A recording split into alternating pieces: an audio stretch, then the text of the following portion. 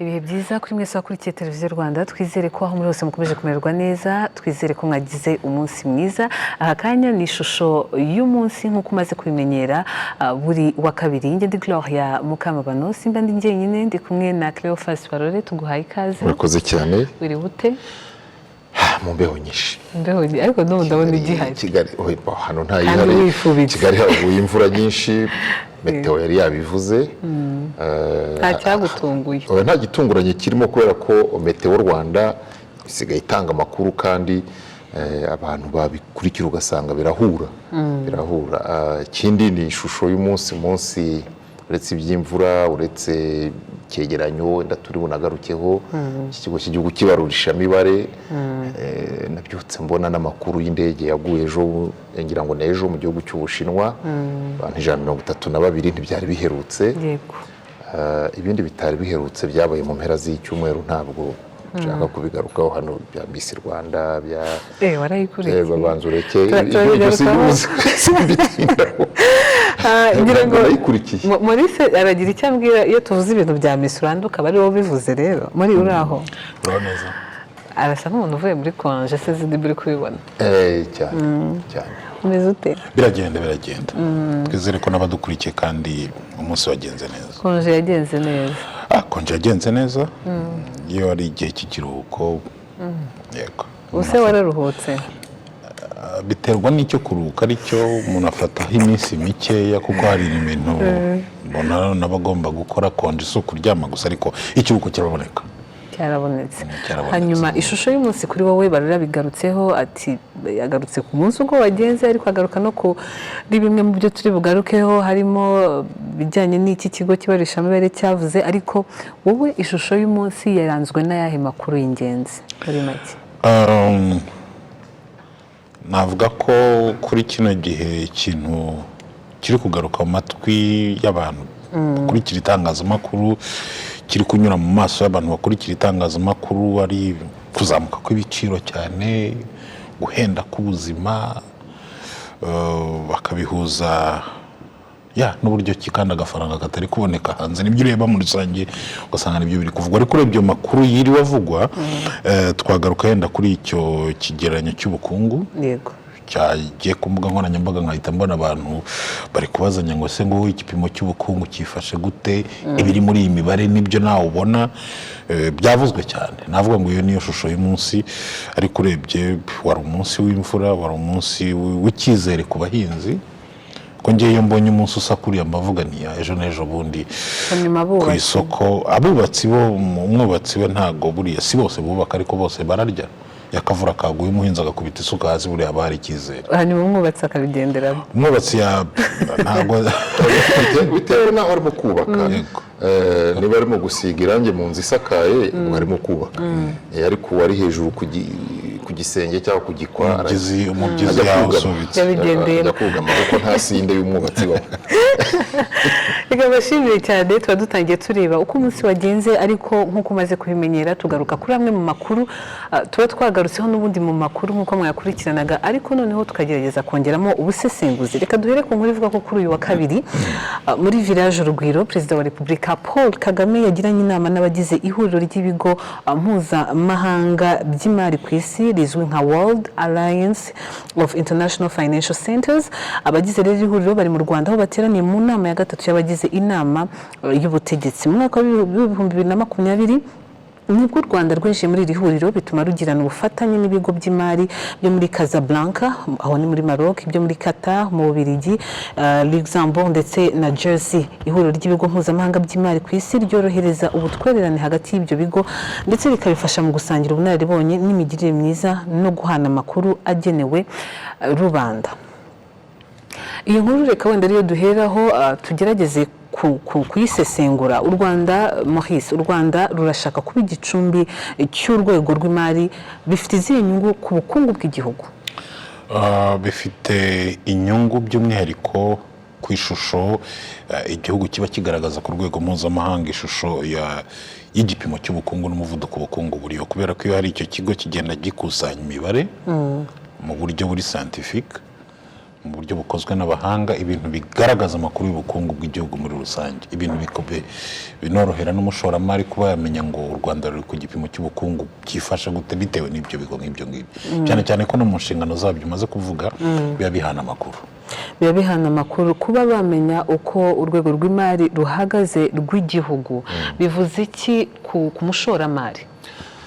Icyo bivuze ku mushoramari ni uko reka tubanze turebe u Rwanda barimo bakoreyemo inama yabo, ni kimwe mu bihugu mu bijyanye n'ishoramari navuga gikangutse mu gihe hari ibihugu ugeramo ugasanga biracyasinziriye, ariko u Rwanda rurakangutse. yarabivuze Maurice ku bijyanye na doing business, kandi business ntuyikora atari amafaranga. Ni ibigo by'ishoramari, hari abantu bafite amafaranga bashaka kubona aho bayashora, kandi guhura n'umukuru w'igihugu urabizi ko ari we muyobozi wa diplomasi ku rwego rw'ikirenga.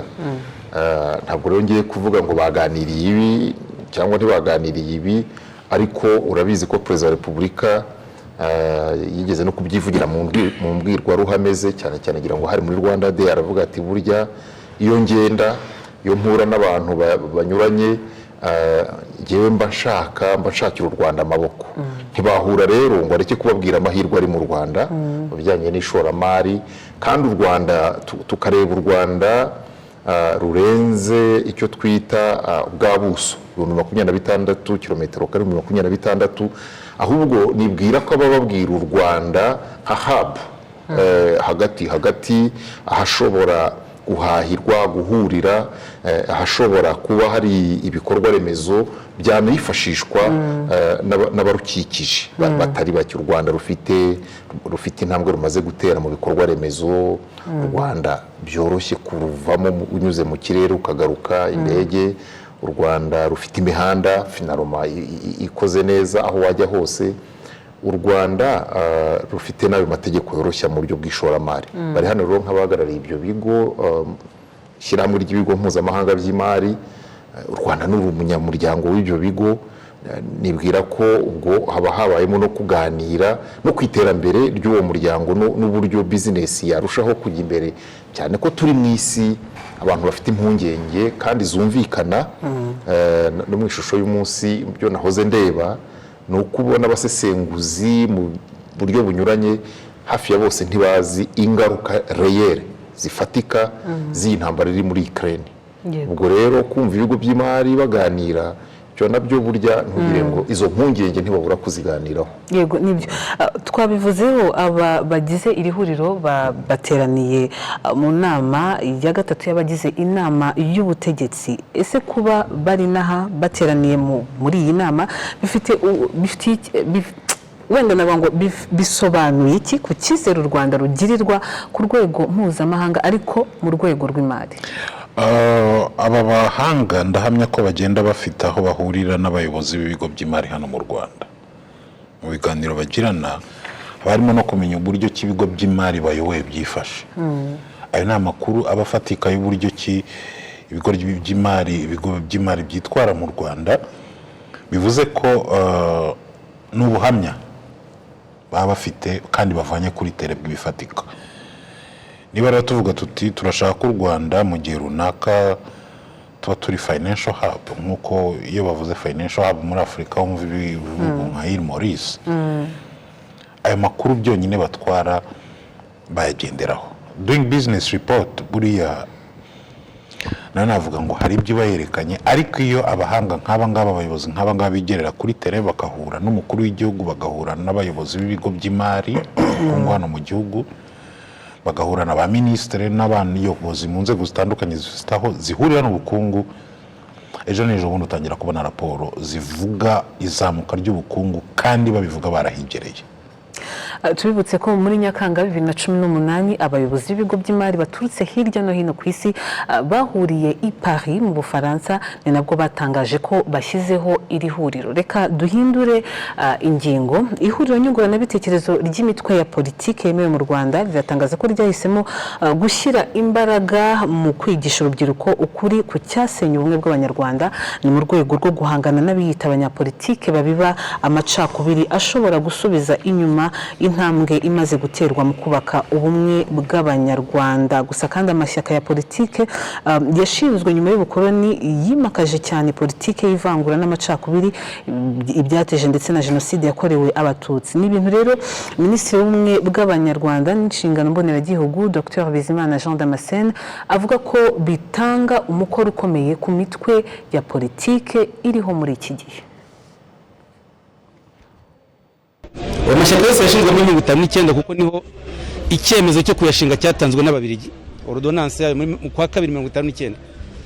Ariko amashyaka abiri aprosoma Parimehutu, ayo mashyaka ufashe n'inyito ya Parimehutu ntabwo ryaje ari ishyaka ry'abanyarwanda bose, ndetse haba muri programme politique zafatwaga na kongre z'iryo shyaka zari zo kwerekana ko igihugu ni icya Gahutu, Gahutu ganza, turatsinze, u Rwanda rubonye bene rwo. Ibyo bikaza biri muri politike y'umutwe wa politike kandi uyobora igihugu. Aprosoma nayo ya Gitera, Joseph Habyarimana Gitera, ikabikora ityo.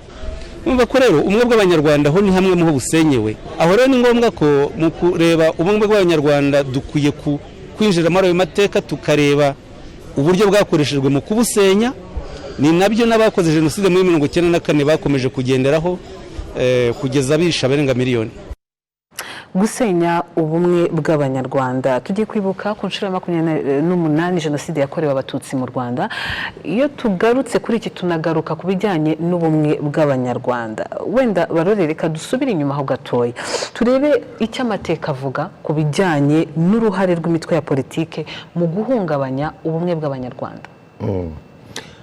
Wagira amahirwe ntiyanasubirayo ngo ajye kubyibuka ko nta cyiza kiriyo. Mu byinshi byabaye iki gihugu cyabayemo biriya Minisitiri wa Minubumwe yavugaga, habayemo Parimehutu, ababibayemo barabizi, nta mbuto iryoshye basaruyemo. Iki gihugu cyabayemo sederi yajyaga yerura rwose ikanavuga ko igihugu ari icya bamwe. Iki gihugu cyabayemo abantu bambaye uruhu rwa politike mu mitwe ya politike, ariko bigisha amacakubiri, bigisha ndetse ngira ngo bamwe ntibiranabashiramo kumva ko umuntu mutari mu mutwe umwe wa politike hari umwanzi, nkaho ari ni imyumvire ibabaje, ni imyumvire idakwiye ku bantu bagombye kuba bumva politiki icyo ari cyo no kujya mu mutwe wa politiki icyo bivuze, kutawujyamo, kuwujyamo. Ngira ngo ubundi umutwe wa politiki uvuga ufite inshingano nk'eshatu, harimo kuba ufite projet de société, hari kuba ufite ingengabitekerezo ushaka kwigisha, ariko harimo na objectif yo kugera ku butegetsi. Hari igihe rero usanga umutwe wa politiki ibyo kujijura abantu, ibyo kubereka projet de société, umushinga mwiza bafitiye abenegihugu batabijyamo, bakajya ku ngingo ya gatatu yo gushaka kwirukankira gushaka imyanya. Hari n'uwo bajya bateraho urwenya bavugaga ngo n'uwamugira minisitiri ngo après midi yonyine byaba bihagije. Ariko ibyo niba uvuze ngo dusubire mu mateka. Iyo usubiye mu mateka, impamvu uyu munsi iyi mitwe ya politike ifite umukoro ukomeye mu kongera mu gusigasira ubumwe bw'abanyarwanda. Habibwa imbuto mbi igomba kubiburwa cyangwa kurandurwa, kuko wabibye uba wabibye, no kuyikurikira mu butaka ngo uzayibone hari n'igihe byakugora. Ubu ntekereza ko igikwiye ni ukuganiriza abantu ku kintu cya tolerance politique. Icyo kintu cyagiye kibura, abantu bumva ko kujya mu mutwe wa politiki ari ukuba uhita umwanzi uwo mutari mu mutwe wa politiki. Ikindi ni no kwerekana cyane cyane, nibwira ko ari urubyiruko baganirizaga, ni no kwereka urubyiruko ko habayeho ko bamwe mu banyapolitike bitwaye nabi. N'uyu munsi barahari, n'uyu munsi barahari. Nta myaka myinshi ishize hahagurutse uvuga ngo tura tugabane niwanga bimeneke. Ibyo batura ni ibiki? Abanyapolitiki bakwiye kubisobanurira abakiri bato badashobora no kumva n'izo mvugo shusho. Mwibuke ko abanyapolitiki rimwe na rimwe bakoresha metaphore, ishusha nyito, ku buryo udapfa kubyumva. Hari abatavuga ati ishyaka riti riba ku mutima, akabazi ko ababwira babiziranyeho riba ku mutima. Ariko kubiganiriza abantu bakareba uruhare imitwe ya politiki yitwaye nabi, yagize ingengabitekerezo za politike mbi. Hari n'abazi ko ingengabitekerezo buri gihe biba bivuze iri negative. Yagize uruhare rukomeye mu gusenya iki gihugu, kwigisha nabi, no kumobiriza abantu no gushishikariza abantu kwitabira, hanyuma biza kurangira bitabiriye na jenoside yakorewe abatutsi mu Rwanda. Uyu munsi rero ayo mateka ntiwavuga politiki utayavuze, ntiwavuga imitwe ya politiki. Hari n'abakibyibuka, hari n'ababibayemo, hari n'abajyanye n'iyo mitwe ya politiki iragenda, kuko yagize uruhare muri jenoside yakorewe abatutsi mu Rwanda. Uyu munsi itakiriho, iyo mitwe ya politiki itakiriho, ariko abayibayemo bajyanywe n'iyo mitwe bani yaciwe hano mu gihugu. Ntawamenya niba atariyo bakomereje aho bavugira, bavuga ibintu binyuranye by'uburakari, umujinya, by'amahane, mujya mubyumva. Ni icyo ngicyo, ni ukwemforoma abantu ko ibyo byabayeho, kugira ngo ni nko gushinga icyapa, ukavuga ngo nugera cyangwa niwumva umuntu avuze ibi uramenye utazirukanka ukagwa muri uzu rwita ikiziba. Hari igihe wabona ikiziba wagera, ikiziba kirazwi ko atari kirekire, ariko hari n'uruzi rusa n'ikiziba, utazabyibeshyaho. Rero kubaganiriza ngira ngo ni icyo ngicyo, gusubira muri ayo mateka, ariko no kubaha amakuru noneho ngira ngo y'uburyo imitwe ya politiki y'ubu iriho ikora, muzumva nabyo ko ari deba. Wabigarutseho cyane cyane, bavugaga ku rubyiruko. Uyu munsi urubyiruko ni rwo Rwanda rw'ejo, ni ukuvuga ngo bumva neza aho u Rwanda rugana, ngira ngo u Rwanda ruri imbere rwaba nyine ari rwiza kurushaho. Ariko nanone reka turebe impamvu uyu munsi, ngira ngo bagarukaga ku rubyiruko, bagaruka ku mateka yaranze imitwe ya politike, ariko nanone bongera kubibutsa ngo uru Rwanda murufite mu maboko. Imyaka 28 irashize jenoside yakorewe abatutsi mu Rwanda ibaye. Kuki uyu munsi urubyiruko rukwiriye kubyumva kurushaho?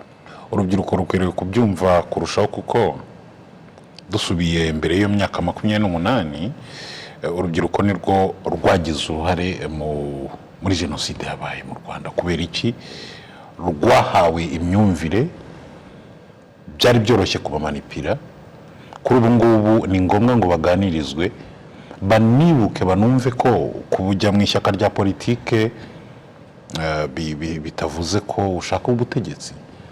Bumve ko ibyiyumvo bya politike cyangwa se ideoloji runaka za politike zose atari ko zigomba gutuma abantu bahangana, ahubwo ari ibitekerezo bitandukanye bashobora guhuriza hamwe bikubaka igihugu. Urubyiruko kuri ubu ngubu narebye akenshi ubabajije ibijyanye n'amashyaka ya politike, bahita bakubwira bati ibyo ntabwo ari ibyanjye, nta shyaka mbamo, politike si yanjye, nta mutwe wa politike abarizwamo. Kubera iki? Avuka mu gihugu gifite amateka mabi ashamikiye kandi ku mashyaka ya politike. Iki rero nicyo gihe cyiza kiba kiriho aba banyapolitike bagihari, ngo babwire bati look, habayeho amakosa, yagizwemo uruhare n'aba ngaba, bigenze gutya, urubyiruko rwabyumvise gutya, rureyajisa gutya, politike mu mashyaka ikorwa gutya, harimo imishinga migari baba bafitiye sosiyete, bakayiganira, bakamenya ko kujya mu ishyaka rya politike atari uko buri gihe biba bigamije kujya ku ntebe y'ubutegetsi.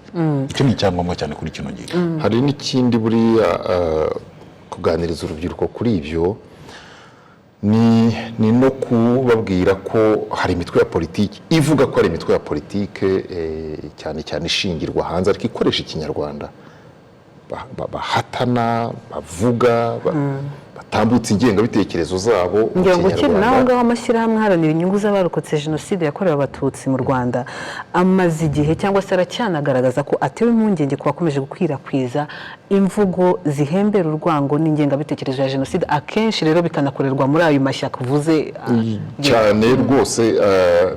Hari n'abaje hano bashaka kwandikisha iyo mitwe yabo, ntibirakunda kubera ko ingengabitekerezo, umurongo bagenderaho cyangwa bagaragaza uhabanye n'ibiri mu itegeko nshinga. Icyo rero ni byiza kuganiriza abo bakiri bato bakanabimenya. Yaba anahisemo kuvuga ngo ngiye mu mutwe wa politiki uyu n'uyu, akamenya ngo mpisemo iki, akajya anabikompara n'itegeko nshinga, akajya anabigereranya n'icyerekezo cy'igihugu. Igihugu niba ari abantu ni byiza kumenya ngo uyu muntu urimo kundeshya, kuko imitwe ya politiki irareshya, uyu muntu ndeshya ngo ni mujyi inyuma agamije iki? Ni ya macenga, bamwe bavuga ngo politiki ni amacenga, cyangwa yavuze ukuri, hari ibyo agamije koko byateza imbere igihugu cyangwa ntabyo. Mwibuke kandi ko buriya turagana no mu matora 2024 hazaba amatora, urubyiruko ni benshi 60% bakwiye kumenya ngo imitwe ya politiki ikora neza ikora ite, idakora neza yabikora ite, kugira ngo muri icyo gihe cyo guhitamo bahitemo koko bumvise bamenye ngo manifesto y'umutwe wa politiki ni iki, ese burya iyo mbahaye ijwi mba nshyigikiye iki, kuko ushobora guha n'ijwi umuntu ariko niba yarakubwira ati ingengabitekerezo yacu niyi, manifesto yacu ikubiyemo ibi, ukwiye no kumenya ngo uyu muntu ntoye ya manifesto ye aramutse atsinze n'ibyo azashyira mu bikorwa. Ni byiza rero kumenya ngo umutwe wa politiki ugira manifesto ari ikubiyemo imigabo n'imigambi, noneho niba mbayobotse ubwo ndabyemera, niba nkibikekeranyaho ndaba nifashe. Ibyo rero ntiwahitamo, ntiwakurikira utabizi, kandi gukurikira buhumyi hari aho byagejeje abantu. Unyibukije akantu mu gitondo narebaga mu makuru yo muri Afurika y'Epfo, hari umwe mu banyapolitiki yo muri Afurika y'Epfo wavuze ikintu gikomeye, yavuze ati hano muri Afurika turacyafite ikibazo gikomeye, aho ugitekera abaturage inka bakarya neza kugira ngo ejo bajye kugutora, kandi bakagutora yirengagije ko politiki agutoreye ariyo izatuma agera kwa muganga vuba cyangwa se ntahagere vuba, azabura inyongeramusaruro cyangwa se akayibona vuba. Wakagutora kubera ko wamugaburiye, wamuhaye agapira kariho ifoto yawe n'ingofero, wamubeshye ko yenda uzamusakarira inzu, akagutorera icyo kintu atavuga ngo ese uyu muntu mutoreye politike yihe. Ibyo biterwa n'iki Maurice? Ibyo biterwa n'imyumvire ikiri hasi ku bumenyi mu bijyanye na politike z'amashyaka muri Afurika. Impamvu amashyaka ajyaho muri Afurika, kuko nk'uko minisitiri muri bintu bumwe yabivuze, twebwe amashyaka tuyasigiwe n'Ababiligi, aribo badutegetse kuyashyiraho kugira ngo baturekurire igihugu. Nicyo gihe rero kuri ubu ngubu ngo urubyiruko rwigishwe gusomana manifesto z'amashyaka, kumenya icyo bagamije, kumenya ngo niba ishyaka ryitwa ko riri muri opposition, ntabwo opposition ari uguhangana, opposition ni ugutanga ibitekerezo bitandukanye n'iby'ibindi byo byose, ariko bikaba byakubaka igihugu. Kuvuga ko ngo biterwa n'iki kuba abantu bakurikira ibintu tunabirebere muri Afurika muri rusange yavuze. Yego,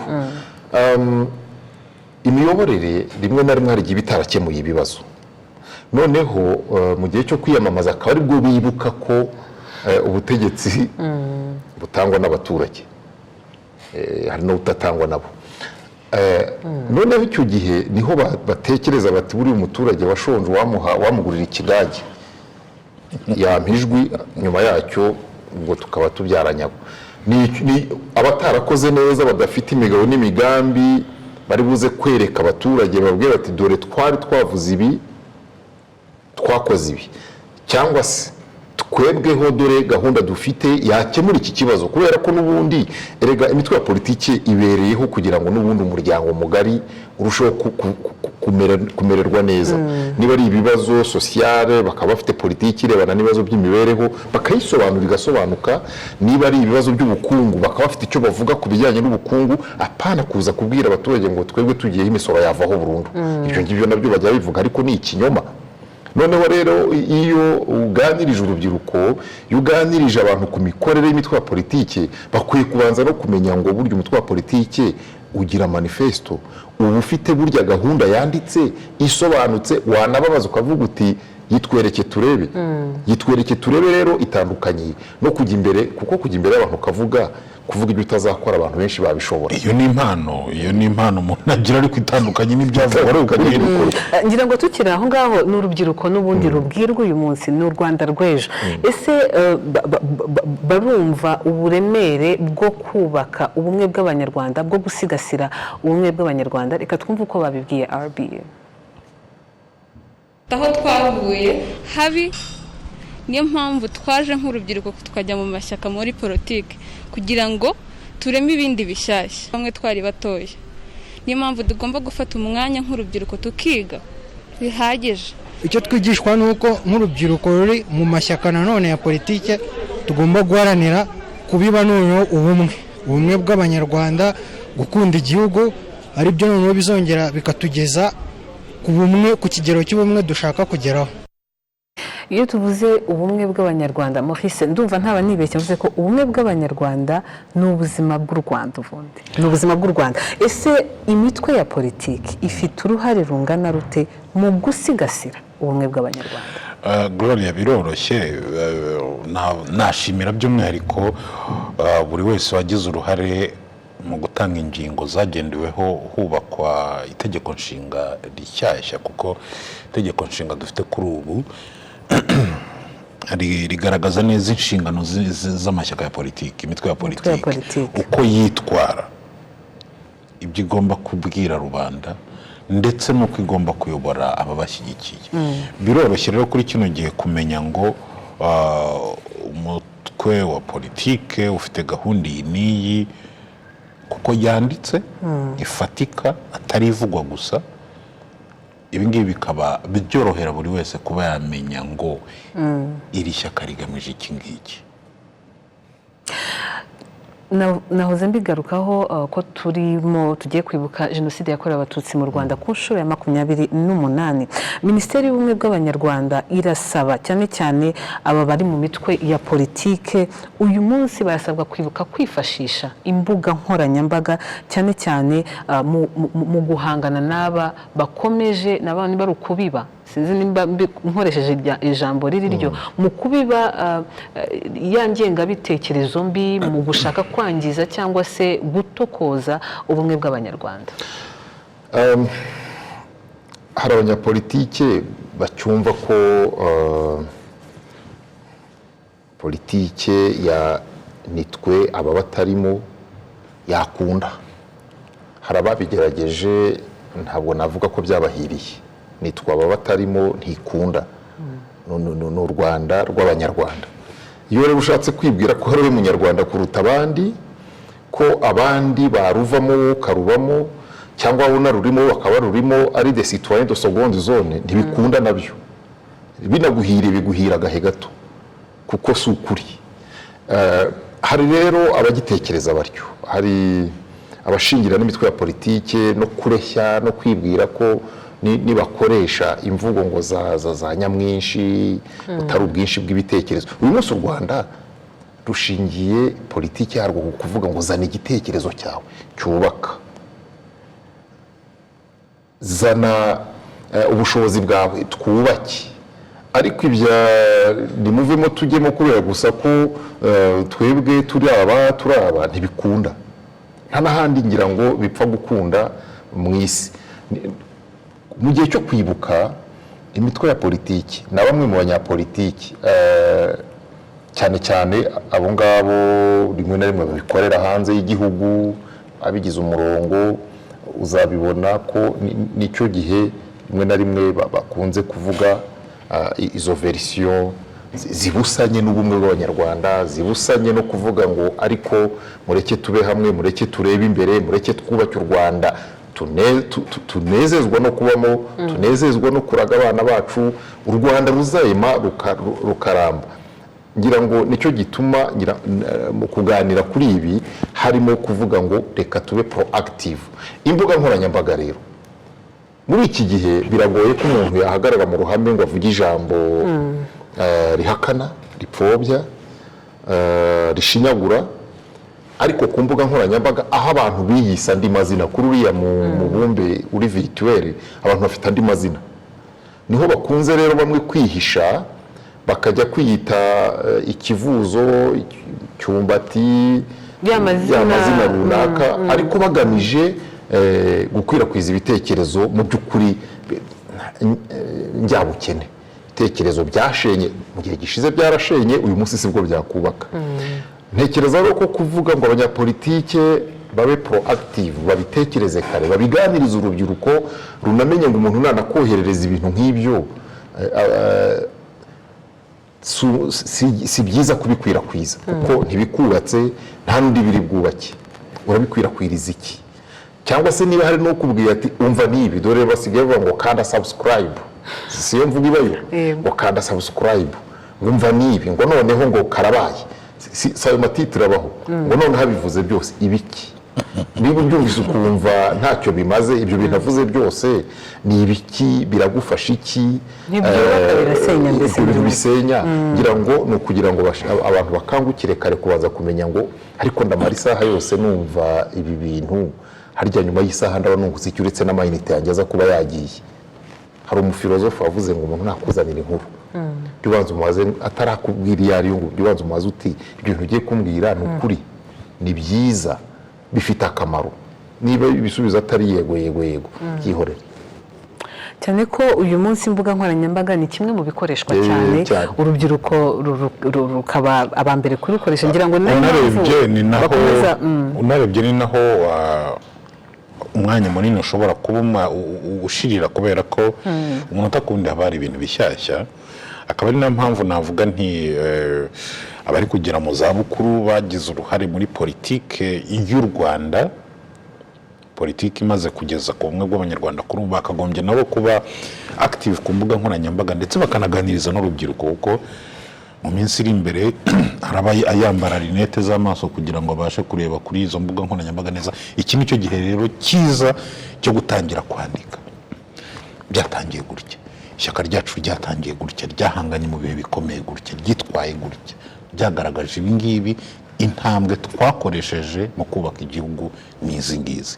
Binabera urubyiruko urugero rwo kumenya ngo amashyaka ya politike, imitwe ya politike imaze kugiza igihugu ku musaruro ufatika. Erega n'ibyo nabyo ni n'ibikomere. Kuki mu Rwanda kuvuga ishyaka ubona umuntu agize ubwoba? Byose bituruka kuri ibyo twavuze, rwa ruhare tujya gushakisha ikibazo impamvu ngo ari kunkosora buri kanya, akajya gukosora ukoresheje ibikomere. Ngira ngo nibyo twavuga ngo mu mateka amashyaka cyangwa se imitwe ya politike, iryo jambo ishyaka ubwaryo navuga ngo cyabaye igitutsi bitewe n'icyo bakoze. Si igitutsi ahubwo hari ubyumva akagira ubwoba ati ishyaka, ati ibyo si bijyamo, ni umutwe wa politike, akumva nibura yajyamo yatanga ibitekerezo. Ni amateka ngira ngo twahereye n'ayo mateka, ariko nyine nanone ntabwo umuntu yatinya gusinzira ngo atarota nabi, no kurota neza bibaho. Ntabwo nintekereza ko abantu bahora barebera amateka mu bibi. Hari n'imitwe ya politiki yitwaye neza. Ibyo byose uyu munsi hari umutwe wa politiki ufite ibigwi byo kuba warabohoye, warahagaritse jenoside, bohora u Rwanda. Uyu munsi ni moteri ya guverinoma. Ibyo ngibyo na sonete insocre pour personne. Ntekereza ko abantu batatekereza gusa ku ntege nke zabayeho. Hari n'imitwe ya politiki yariho itaritabiriye jenoside, n'uyu munsi iriho. Ibyo ntabwo ntekereza ko ari ibigwi bitoya. Hari abanyapolitike babizize, bahagarara neza, baravuga bati no, ibi bintu byo kuvuga ngo twica abandi ntitubyemera, ni politiki itariyo, ni ikinyoma. Barabizira, kwitandukanya n'ikibi, barabizira. Ntekereza ko atari ukwerekana gusa abagize intege nke. Iyo abantu baganira kuri politiki y'igihugu, bakwiye no kuvuga ngo ariko mujye mwibuka ko tunibuka n'abanyapolitike bazize kurwanya ingengabitekerezo ya jenoside. Amazina yabo aravugwa. Bahagarara ku kuri kwa, bahagarara ku kuri, bahagarara ku bumwe bw'abanyarwanda. Barabizira, babizira n'abanyapolitike. Abo ngabo ni ibitambo, nibyo bitambo by'ukuri bya demokarasi. Ngira ngo ni n'umurage kuri iyi mitwe ya politike, guhagarara ku bumwe bw'abanyarwanda. Ngira ngo ni nabyo twavugagaho, uruhare rw'imitwe ya politike. Tujye mu bukungu. Ntabwo ari uyoboye ikiganiro, nta shwa ufite, nta mahitamo. Ariko zuba ikibazo cya mbere ndakikubaza, reka nze kukibaza Maurice, ndabona utinya ubukungu. Sibyo nize. Mu bukungu rero ndabizi ko wahoze usoma inkuru zijyanye n'ubukungu. Ikigo cy'igihugu cy'ibarurishamibare kiratangaza ko ubukungu bw'u Rwanda mu buryo mbumbe mu mwaka ushize wa 2021 bwazamutse, buzamuka ku ijanisha ry'10.9 ugereranyije n'umusaruro mbumbe wa 2020. Yusuf Murangwa wavuga ko iyi mibare igaragaza icyizere ku izamuka ry'ubukungu, cyane cyane ko rigiye gusubira ku murongo bwazamukagaho mbere y'icyorezo cya COVID-19, bityo bityo agahuza iri zamuka rinini n'imibare yo hasi yaranze umwaka wa 2020 wabanjirije uwo wa 2021 ari nawo bagereranya iyi mibare ku myaka ibiri ikurikirana. Gusa nanone avuga ko asanga hari n'ibikorwa bishya byatangiye gukora mu bihe bya COVID-19 ubwo abantu bashakaga ibisubizo ku bibazo igihugu cyahuraga nabyo. Na covid hari za serivisi cyangwa sekta zimwe na zimwe, urugero sekta zijyanye n'inganda, gukora amasabuni, gukora sanitizer n'ibindi bijyanye nabyo, gukora ibintu bimwe na bimwe tutakoraga mu Rwanda twavanaga hanze. Izo sekta nazo zaratangiye mu gihe cya covid na nyuma yaho zikomeza gukora neza. Impamvu ya kabiri buriya y'ubukungu bwagabanutse cyane, umwaka ukurikira haba hari chance nyinshi cyane z'ubukungu kuzamuka cyane, kubera ko tuba tuva hasi cyane, biba byoroshe ubukungu kuzamuka cyane. Naho agaruka ku bihe isi inyuramo ndetse n'ingaruka byagira ku Rwanda, Minisitiri w'Imari n'Igenamigambi Dr Uzziel Ndagijimana wavuga ko u Rwanda atari ikirwa, bityo byitezwe ko hari ingaruka zizagera ku gihugu bitewe ahanini n'ibyo bihe isi inyuramo, harimo n'ahanini n'ibitero by'Uburusiya muri Ukraine. In addition to COVID impact, now we can anticipate an additional impact of the Ukraine-Russia war. Bihuriranye n'ibibazo twatewe n'icyorezo cya COVID-19. Intambara y'Abarusiya na Ukraine ishobora kuzatugiraho ingaruka mu buryo butandukanye, uhereye ku izamuka rikabije ry'ibiciro kubera ibiciro by'ibikomoka kuri peteroli n'ibindi bijyanye n'ingufu, ndetse no ku bindi bicuruzwa nk'ingano, amavuta n'isukari, bikazanagira ingaruka no ku biciro by'ibindi bicuruzwa, bikazanagira nanone ingaruka ku biciro muri rusange. Mu by'ukuri ibi ni ibintu dukurikirana hafi, kandi tunagira inama bikorera ku zindi ngaruka zishingiye ku ruhererekane rw'ibicuruzwa bagenda batumiza hanze. Ibyo nanone ni mu gihe dukomeje gushakisha andi masoko twahahiramo ibicuruzwa by'ingenzi dusanzwe dukenera. Problem related to value chains, the imports, whereas also we try to identify some other markets where we can source our essential goods. Bigarutseho icyo tuvuga n'ibijyanye n'ubukungu bw'u Rwanda mu buryo mbumbe mu mwaka ushize wa 2021 bwazamutse ku ijanisha ry'10.9 ugereranije n'umusaruro mbumbe wa 2020. Barore n'ubundi ndaguheraho nta mahitamo ufite. Ndagira ngo ahangaha uduhurize izi zamuka ry'umusaruro mbumbe ku bukungu bw'u Rwanda n'ibihe umuturage usanzwe arimo kunyuramo uyu munsi. Uretse ko binagoye nyine, ubu hariho izamuka ry'ibiciro, ariko kuvuga ko umusaruro mbumbe w'igihugu wazamutse, ngira ngo nibyo abahanga mu by'ubukungu bajya bita ngo ni GDP mu magambo ahinnye. Dukwiye kumva, nahoze mbona n'impaka nyinshi, bamwe bashyizemo n'uburakari batekereza ko iyi mibare ibeshya, uburakari bwinshi ariko n'amahane, abandi bati mudusobanurira harubanza uko mubara atari ko tubara. Umusaruro mbumbe kuvuga ko 2021 wazamutse ndetse kugera ku 10% ugereranyije na 2020, wabyumvira mu isura rusange. Umusaruro mbumbe ni umusaruro uva mu bikorwa rusange, mu bikorwa byose biba byakoreye mu gihugu. 2020 habonetsemo zaguma mu rugo nyinshi 2020, bivuga ngo imirimo yarahagaze. Ariko 2021 kubera ibikorwa binyuranye byagiye biba byo gukingira, imirimo myinshi yarafunguwe. Bivuga rero ngo ibyakozwe muri iyo mirimo ubigereranyije n'ibyari byarakozwe muri 2020, rwose wahita ubona ko umusaruro harimo ikinyuranyo, kandi mu buryo bwo kwiyongera kw'ibyavuye mu mirimo yakozwe. Hakozwe imirimo myinshi, inganda zarakoze, amashuri yarubatswe aranafungura. Burya kubaka ibyumba by'amashuri 2025 no ku muntu mwibuke ko ibyo byumba byubatswe abaturage bamwe bishyurwa, ntabwo ngira ngo yari imiganda, harimo kwishyura ry'amafaranga n'iyo mirimo yakozwe byajyaga mu bukungu bw'igihugu. nkatekereza ko imipaka yari itarafungurwa, ariko imirimo hafi ya yose yarakomorewe irongera irakora. habayeho koroshya ingamba bitewe n'uko Covid yari ihagaze. Hariho n'ikindi wenda cyasobanurwa cyane na Minisiteri y'Imari n'Igenamigambi. Mwibuke ko u Rwanda rwashoye miliyari ijana mbere na mbere mu kigega cyo kuzahura ubukungu. Izo miliyari buryo iyo bavuze ngo zasohotse kandi zihabwa abantu, bugacya bakongeramo izindi miliyari 150. Herutse kumva hari n'andi bongeyemo ngira ngo bamaze kurenga miliyari 300 z'amafaranga y'u Rwanda.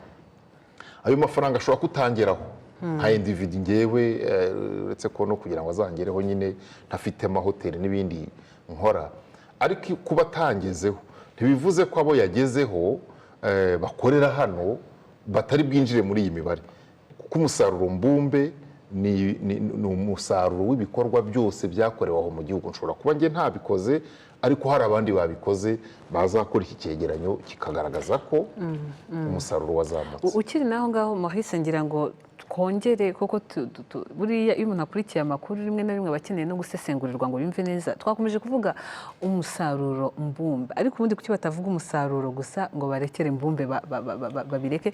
Ndagira ngo aho dusobanurirwe umusaruro mbumbe bivuze iki, umuturage akwiriye kumva gute umusaruro mbumbe? Ntago ndi bubivuge nk'abari abahanga muri minisiteri hariya, kuko bari babivugana ubunararibonye bavana mu kazi no mu bumenyi. Reka tubivuge twebwe nka rubanda rwa giseseka hano hanze, kwa kundi ugura ikibiriti. Kuri ubu hari umuntu ukubwira ngo ikibiriti nicyazamuye igiciro, ngo ariko imyambi y'ikibiriti barayigabanyije. Aya ahora tubeshye Maurice. Niko kuri ikibiriti nicyazamuye igiciro, ariko imyambi y'ikibiriti barayigabanyije. Ikibiriti ukigezeho Yashatse kubyumvikanisha mu mvugo yoroshye, kuko ahitamo ikibiriti. turareba turareba umunyu kugira ngo tuvuge ubukungu, turareba gaze kugira ngo tuvuge ubukungu. Muri iyi myaka ya vuba aha gaze irazamukaho amafaranga 100, ukumva buri wese bimugezeho. harimo ikintu cyatumye mu myaka 3 ishize twaratekerezaga amakara, ariko kuri ubu gaze isigaye izamukaho igiceri cy'100, ukabona ku mbuga nkoranyambaga buri wese yabigize ibye. Ni ukuvuga ngo mu rugo, sinavuga ngo abenshi, ariko hari umubare munini utangiye gutekesha gaze. Icyo gihe ubukungu hari ukuntu buba bwarahindutse, hari imihigo uba wariyemeje nubwo bigoranye, ariko ukazamuka ukayigeraho. Iyo rero minisitiri avuze ati ubukungu bwacu bwarazamutse, nuko avuga ngo ko ntabibona se. Ntabwo ushobora kubibonera mu mufuka wawe kuko ni umusaruro mbumbe, ariko nujya ku musaruro w'umuntu ku giti cye buri wese. Reka nkwereke, ntabwo muri kubona amashantiye mashyashya y'ubwubatsi ari kuzamuka vuba cyane kandi agahita anuzura.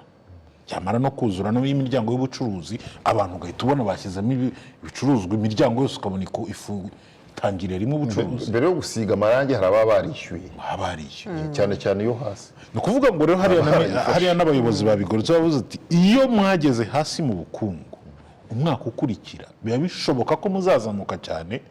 Ngenda avuga nti yes, iyo wababaye cyane uragenda ukanatekereza ukareba n'ahantu ushobora gutoborera uzamuka wihuta.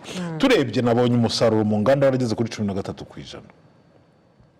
Hari ibintu tutakoraga hano imbere mu gihugu, let's say liquid soaps, amasabune y'amazi twayaguraga avuye mu nganda zo hanze mu karere, ariko bitewe n'ino mipaka kuyifunga, bitewe n'ingamba za Covid-19, abantu batangiye gutekereza ngo se twakora amasabune yacu gute imbere mu gihugu, twishakemo ibisubizo. Hakorwa byinshi bitandukanye kandi bikorerwa icyarimwe. Delivery service, gutwara kuriye, gutwara ibintu umuntu aguze atari, iriya ni serivisi yavutse ejo bundi ahangaha, kandi imaze kugeramo amakampani menshi. Gukoresha ikoranabuhanga, kwishyura kuri mobile money. Usigaye usanga umuntu ari kujya impaka ngo kuki hano mudafite kode yo kwishyuriraho. Nkabarore nta kigendana amafaranga mu ntoki. Nanjye nuko nguko hashize imyaka ya hafi 2. Ubu nta dekareka udakora ku ifaranga nyashakaho iki. Kuri ubu ngubu uragera ahantu, ejo bundi narindi mu bice bya Rutsiro, uragera ahantu washaka umu agent wa banki runaka ukamubona, ugasanga kandi afite ino tamino ya POS ifite n'ikoranabuhanga ku buryo nta connection ari bubure amafaranga wamusaba akayaguha. Bivuze iki? Bivuze ngo muri bino bihe twari turimo byatumye hari serivisi nshyashya zivuka, byatumye abantu batekereza bundi bushya. Hari abantu bari bafite amazu yo gukodesha yari atuwemo bamaze kuyahindura imiryango y'ubucuruzi, kandi bigahita bikwereka ko aho hantu koko atari yarabitekereje neza, yashyira imiryango y'ubucuruzi ukabona bizinesi zizamuka. Birakwereka ishusho y'ubukungu muri rusange. Ibyo rero nibyo bihurizwa hamwe, igipimo cy'ubukungu kikakwereka 10%, bikanitwa umusaruro mbumbe, kuko ningira ngo nicyo yari yabaje. nahereye hasi ku kibiriti nzamuka kuri gazi tugeza muri construction sector, kugira ngo urebe ngo ese ubukungu bw'igihugu bwifashe gute. Uramutse urebye wasanga ino midugudu n'amasite yo kubakamo ibibanza bizamuka umunsi ku wundi, byazamukamo umuntu adafite agafaranga. Buriya ubukungu bw'igihugu no kugira ngo abantu tubyumve rimwe na rimwe, no kureba ngo ariko ibintu nkenerwa, ibintu nakeneraga byariyongereye cyangwa byaragabanutse. Simvuga igiciro, hari ahantu ugira umuntu akakubwira ati njye sinatega imodoka nahagenda n'amaguru, nuko waracyafite igihe. Ariko iyo ugeze aho umuntu avuga ati ngiye n'amaguru aha hantu kandi mfite uburyo bwishyure ikinyabiziga kiri bumfashe kwihuta, naba ndimo guhomba ibi. Ngira ngo ni muri ubwo buryo abantu bakwiye kubyumva. Uyu munsi turasaba byinshi, turakeneye byinshi, ku buryo umuntu ashobora kuvuga ati umusaruro wariyongereye ntubyumve kubera ko ibyo ushaka byose utarabibona. Ariko urebye en terme y'ibyo wari ukeneye, hari igihe utari ukeneye gaze ariko uyu munsi urayikeneye. Impamvu wayikeneye ni uko burya mu mibereho yawe hari ibyiyongereyeho, hari ubushobozi wabonye, byatumye ubasha kugera kuri cyane. Wiberaga muri ghetto wishyura 5, uyu munsi ukavuga uti oya, ha 5 sinahaba, ukavuga uti ndajya muri apartment.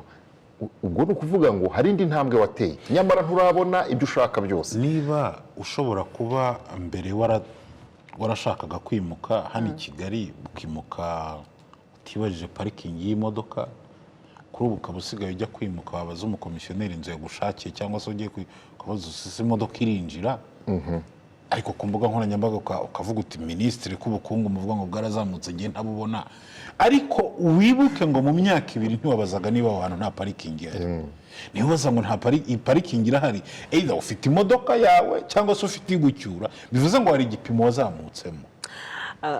Umwaka wa 2019 imibare igaragaza ko umusaruro mbumbe wari wazamutseho 9.4%. Ubu tukaba twumva izamuka ry'10.9%. 2021. Ese aho umuturage yumve ko ibintu byasubiye ku murongo byariho mbere ya Covid ngo 2019? Oya, si cyo bivuze. Si cyo bivuze. Wari ufite amafaranga 500 mu mufuka, hakaza kuboneka impamvu zituma yose ashira mu mufuka. Umwaka ukurikiyeho ukabona amafaranga 150, wazamutse paraporo ya 0 uvuyeho, umufuka wari vide.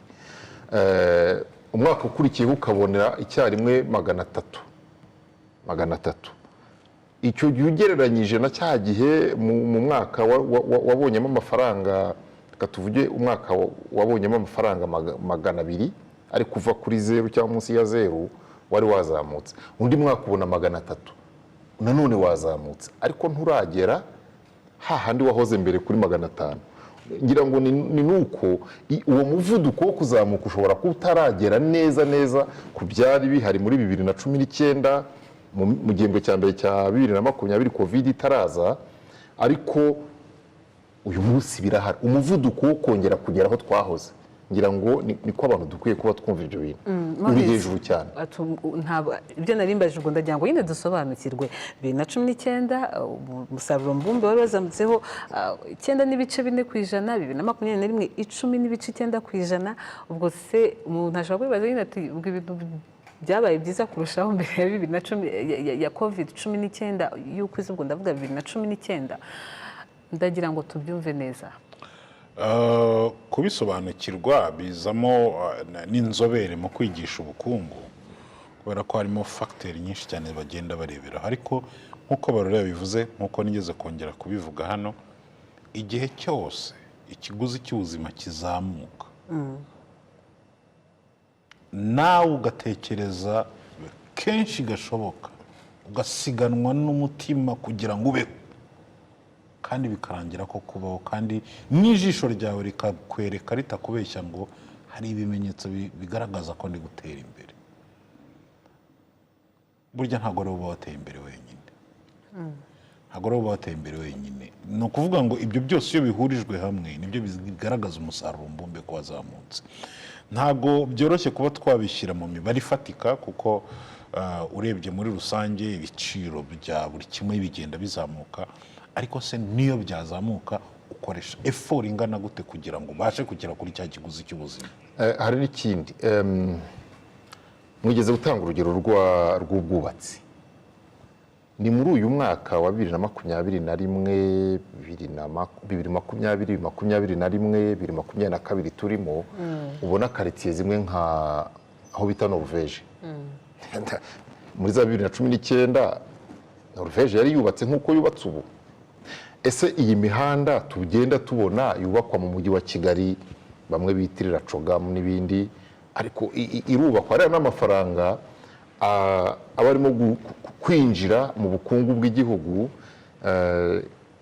amasoko yubakwa, imihanda yubakwa, ibindi bikorwa remezo bigenda byubakwa, biriya byose ni ibigenda bikazagaruka muri wa musaruro mbumbe. Ubuhinzi ntibwahagaze, buke ku buhinzi muri Covid abahinga bakomeje guhinga. Biriya byose ntekereza ko muri wa musaruro mbumbe nuko dukwiriye kuba tubyumva.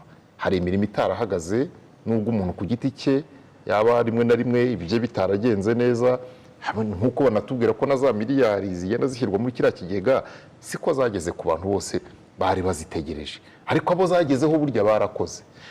Niba batarakoreye hanze y'igihugu, kuko turavuga umusaruro mbumbe w'imbere mu gihugu, niba batarakoreye hanze y'igihugu ntihashaka be harakoze batanu, je regrette kubivuga gutyo, si imvugo ikwiye, ariko abo batanu baboneka mu musaruro mbumbe w'igihugu. Icyifuzo ni uko bishobotse umuntu wese ayo mafaranga yamugeraho mu mirimo akora, kugira ngo iyo hakora benshi kandi bazamuka, nibwo usanga umuntu wese avuga ati ya mibare turayishimiye, ya mibare niyo. Ariko no kuba hari abavuga bati ntiyatugezeho, ntibivuze ko iyi mibare atariyo, niyo muri iyo myumvire yuko ni umusaruro w'ibyavuye mu byashoboye gukorwa. Yego, ubwo umuntu ngira ngo tunava no kuri iyi ngingo, nimba tuvuga 2019 turebe icyari gikenewe 2021, ni nk'uko wafata bitanu uyu munsi ukayampa nkeneye bike, ejo ukayampa nkeneye byinshi. Ibyo bintu mvuze hari aho wabihuriza? Ubwo muri iyo myaka ibiri navugaga, imibare buriya rimwe na rimwe ni subject yagoraga Maurice no kuva kera mu ishuri. Urabyumvise urugero ntanze? Urugero utanze narwumvise. Ese dufashe urugero rworoshye, umukozi umuntu winjizaga amafaranga 70,000 akabyinjiza muri 2020 buri kwezi, muri 2021 yinjije 80,000, 2022 akinjiza 90,000 cyangwa 100,000, ariko ibiciro bikazamuka. Twavuga ko amafaranga yinjiza yazamutse, cyangwa twavuga ngo ubwo ibiciro byazamutse we yinjiza ntiyazamutse? Nagusubiza Maurice. Ibiciro byarazamutse kuko nicyo abantu bashingiraho muri izi mpaka. Ibiciro byarazamutse, ni ukuvuga ngo amafaranga akorera ntabwo yigezaga yiyongera. Igiciro cy'ubuzima kuri yo cyarahenze, amafaranga akora ntiyiyongereye. Ubwo muzatumira abandi babidusobanurira. Reka amasantura azakomeze ubutaha, ariko ngira ngo nuko byifashe, nagira ngo tugerageze gato gusesengura kuri ibi bintu bijyanye n'umusaruro mbumbe. Oya, tudasiga abantu mu kirere. Iyo uvuye ku 70,000, 80,000, 90, iyo si progression. Yego. None waruhakanye ikimuka. Ni progression, ariko none iyo ihura n'ibiciro byazamutse hari igihe. Ariko ntibivuze yuko habayeho kuzamuka kw'ayo mafaranga. Oya. Ni progression rero.